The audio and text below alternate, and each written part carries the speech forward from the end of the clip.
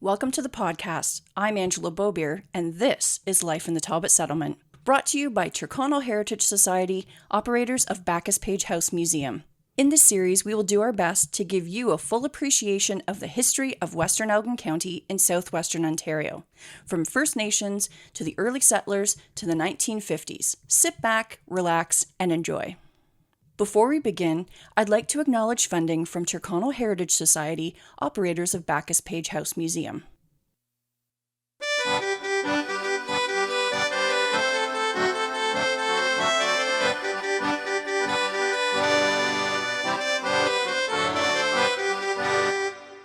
Welcome back to part 2 of A Grave Situation, the Cemeteries of Dutton-Dunwich. In October 2021, the Dutton-Dunwich Municipal Heritage Committee hosted an outdoor doors open, inviting people to visit 10 of our local cemeteries. We were mostly interested in showing unique grave marker designs, symbolism, and iconography versus the stories of the usual prominent citizens. Research and photographs were compiled by volunteers and can be found on the municipality's website. The link is in the podcast show notes, along with a map to get to the cemeteries. I suggest you download the brochures to your phone or print them off and take a walk around the cemeteries using this podcast as an audio guide, pausing where needed to get to the next marker. Make it a family outing. Special thanks to the 2021 Municipal Heritage Committee members Delaney Leech, Blair Ferguson, Lawrence Grant, Ron Ross, Angela Bobier, Elaine Brown, who we miss very much, Municipal Planner Tracy Pilon-Abbs, Deputy Mayor Mike Hentz, Municipal Staff Member Kate Moreau, and all volunteers who assisted with Doors Open 2021. Enjoy Part 2 showcasing Cowell, McBride, Blacks, and Fairview cemeteries. Cowell McBride Cemetery is at 33163 and 33166 Aberdeen Line in Cowell. Cemeteries serving the back concessions of Dunwich during and after settlement in the 1840s were small, sparsely located, and insufficient. John McCollum of Cowell donated a portion of his deep and suitable property, located near the Dunwich-Southold town line, for part of the current North Cemetery. It was laid out so each stone faces the east, which was then considered a necessity. A community grew around it, and the cemetery was expanded 5 times before it reached capacity in the 1890s. In 1898, a separate new cemetery across the road to the south was created, and the two later joined as Cowell McBride in 1938. Being one of the oldest cemeteries in Dunwich, Cowell McBride is indicative of the early settlers' Scottish heritage and the difficult conditions they found in their new home. Many stones commemorate very young wives, children lost to disease, and men killed in tragic accidents. Prominent names include McBride, McCollum, McTavish, Duncanson, and Campbell, many of which are still found in Cowell today, as seen on the mailboxes lining Aberdeen Line. Modern burials largely take place in the South Cemetery, and regular maintenance is undertaken by the Cowell McBride Cemetery Association. Now let's look at 6 prominent stones with interesting design. There are carved Edwardian stones. Much of the South Cemetery holds newer burials. However, towards the west side are many fine examples of ornately carved stones from the Edwardian period, 1901 to 14. These stones are often made of black granite and represent a shift in craftsmanship and tools used for more intricate, standardized headstone inscriptions. An example of this would be the Thompson Stone with Daniel Thompson and wife Julia. McCollum McPherson. This uniquely arched marble stone features intricate carvings and inscriptions, some taken from poetry. It marks the resting place of John and Sarah Carr McCollum, as well as Archie D. McPherson.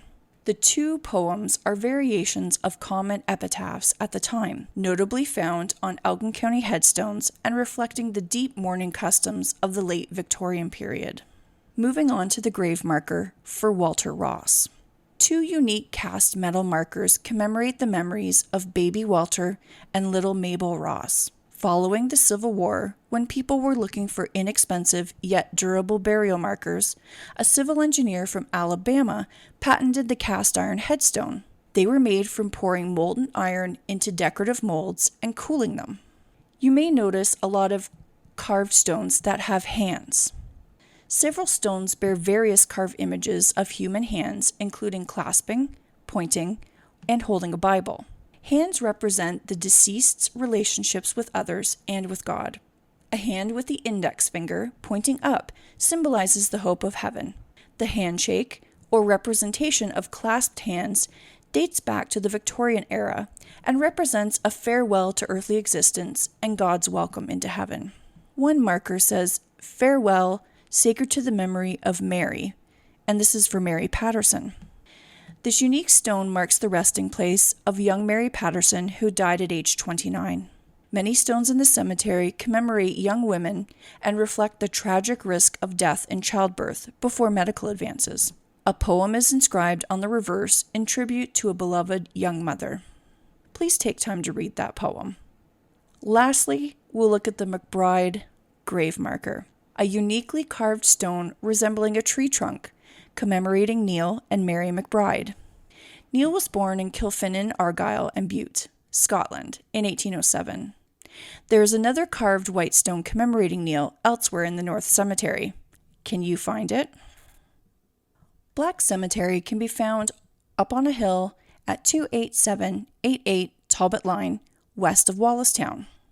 Black Cemetery began on the original farm of James Black, an 1819 settler from North Knapdale, Argyllshire, Scotland, with the earliest grave being that of John Blue in 1844.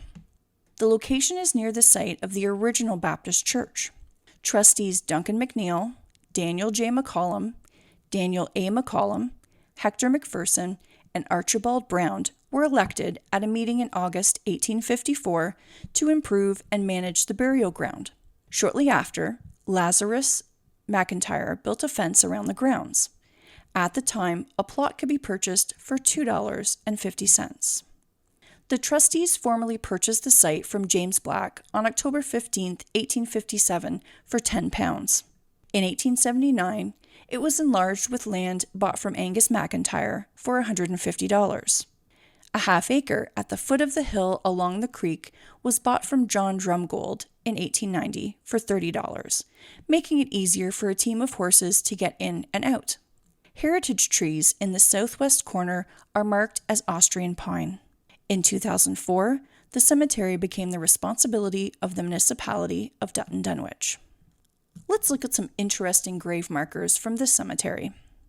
There's a stone commemorating Katlyn Black, born in 1797 in Scotland. She's the wife of John Black and died February 7, 1849, aged 52 years. The stone was erected by Malcolm Black. At the top, there is an urn, thought to symbolize immortality. The open drapery on either side is said to symbolize the veil between life and death. The stone for Duncan Blue, who was born in 1833 in Scotland and died May 21, 1895, aged 62 years, is an interesting shape. Now, his wife Mary McNabb was born at Fenelon Falls, Ontario in 1841 to Scottish immigrants and died on December 5, 1934, aged 93, from chronic endocarditis, a life-threatening inflammation of the inner lining of the heart's chambers and valves. According to census records, it seems the couple lived in the United States for a time, as their 3 eldest children were born there. They came to Dunwich in 1878 and had 2 more children. Let's look at the McIntyre marker. The drapery with tassels at the top of the urn is said to symbolize the veil between life and death. The hand holding an open book shows the embodiment of faith, with one flower above showing the frailty of life. John H. McIntyre was born December 6, 1863, and died July 8, 1947. He was married to Ada E., who died on July 5, 1941. Jenny C., listed on the grave marker, was the first wife of John H., passing on January 22, 1890, aged 26. Hark, angel, whisper me, away my partner, dear adieu. In the sweet realms of endless day, our love we will renew. Let's talk about the stone of Margaret McCollum. Margaret died July 9, 1854, aged 27 years and 3 months. a white sandstone monument with pillars and a weeping willow tree representing life after death and the resurrection of the soul. Very popular in the early 1800s Greek Revival period. It bears the popular epitaph, "Friends and neighbors, as you pass by, as you are now, so once was I. As I am now, so you must be. Prepare through Christ to follow me." Another interesting design is the white marble with angled top of Nancy McIntyre. Nancy was born in Argyllshire, Scotland. At age 90 years, 2 months, 4 days, she died on July 14, 1888. Her grave marker shows 2 weeping willow trees on either side of a hand holding an open book, presumed to be the Bible. Weeping willows symbolize immortality and life after death. The grave marker for the Parker family stands very tall among some of the other grave markers. John Parker, a native of Dumfriesshire, Scotland, immigrated to New York State, where he married Euphemia Stewart. They then settled in Dunwich Township around 1817. Also resting here are their children, Peter Parker, a Presbyterian and a farmer who died of inflammation of stomach and bowels; James Parker, who died from senile decay according to his death record; Eleanor Parker, who died after 2 weeks of pneumonia; also Anne Parker and Sarah Parker. Fairview Cemetery is at 10764 Curry Road, just south of Dutton.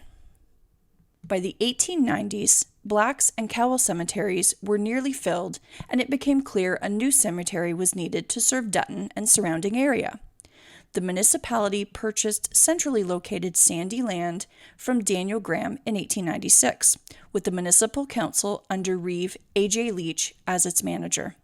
When ideas for a name were requested, Mrs. Meredith Kahn suggested Fairview, which was accepted. Plots were then sold for $5, and holders were responsible for their own plot's upkeep. The first recorded burial was the son of Reeve A.J. Leech in 1896. Fairview Cemetery's foundation as a municipal burial ground continued the tradition of the largest Dutton-Dunwich cemeteries being secular. However, like the others, the earliest stones are reflective of early residents' Scottish roots and settlement patterns that saw whole communities relocated from the mother country, principally Argyllshire and Mcintyre in Scotland. Today, Fairview remains the municipality's largest and most active cemetery, with burials reflecting the community's increasingly diverse religious and cultural demographic. Let's talk about 6 interesting grave markers that you can find if you tour Fairview Cemetery. Harry Bateman Blue. Harry died in January 1919 at age 22. According to newspaper records, his young death was caused by pneumonia as a result of Spanish influenza, which disproportionately claimed the lives of young and healthy people worldwide when the pandemic ravaged the world from 1918 to 1919. At the time of his passing, Harry was a single farmer who lived in Dutton. Note the footing marker just in front of the headstone that says Harry. On to the McNeils. At first glance, this marker appears to have a mourning dove resting on top. Look closely and you'll see it's part of the stone. The use of birds on grave markers symbolizes the freedom of the spirit. A bird in flight represents a soul free from its body. The dove is used in Christianity to represent peace and the Holy Spirit. This stone shows Rebecca Ross, wife of John McNeil, Daniel Brown, and his wife, Annie L. Brown. Let's look at a McIntyre Stone. This stone marks the final resting place of little Velma, daughter of John and Jessie, proprietors of the infamous McIntyre House Hotel on Main Street, Dutton. She was just 15 months old at her time of death in 1896 as a result of sudden convulsions. Atop her stone is a large, unusual sphere carved in granite. In tombstone iconography, the sphere is often the symbol of a soul waiting for resurrection. Look for Macmillan. This elaborate black granite stone marks the final resting place of John and Mary Macmillan. Her maiden name was McWilliam. It indicates that they had come to Dutton from Mcintyre, Argyllshire, Scotland. How many other stones in the cemetery can you find with this inscription? Do you notice any common names? Are there any carvings or symbols unique to stones with these inscriptions? Let's take a look at the Leech grave marker. 3 children's graves are marked by this one stone: Neil, Thomas, and Mary Bell. All died within less than 2 weeks of each other in January of 1897. According to the Dutton Advance, the family was struck by diphtheria croup. The paper first reported the deaths of Neil and Thomas, with the rest of the children expected to recover. But 10-year-old Mary Bell suffered a relapse and sadly could not be saved. Lastly is H Macmillan Stone. This carved granite stone commemorates a prominent local couple. According to the Dutton Advance, Hugh and a group of local men shipped cattle to Toronto, riding along in the train's caboose, which was struck head-on by another train while they were sleeping. The impact was so strong that Hugh's body was flung into the road below. He was very well known in Dutton, and his tragic death was a shock to the community. Annie McNiven, his wife, is also buried here. I hope you've enjoyed part 2, whether you chose to just listen or to visit the cemetery using our podcast as an audio guide. Did you find all the stones mentioned this time? Come back in 1 month for the 3rd and final part in our series. Again, thank you to the entire Municipal Heritage Committee for their work on this project and ongoing heritage work. Come back in 2 weeks for our next episode, all about textiles.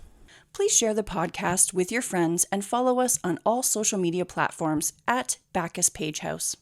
The Backus-Page House Museum and Tyrconnell Heritage Society acknowledges the land we are on today as the traditional territory of First Nations people. As settlers at a settler-focused museum, we value both the significant historical and contemporary contributions of all original peoples and ask how we can be supportive in Indigenous cultural renewal.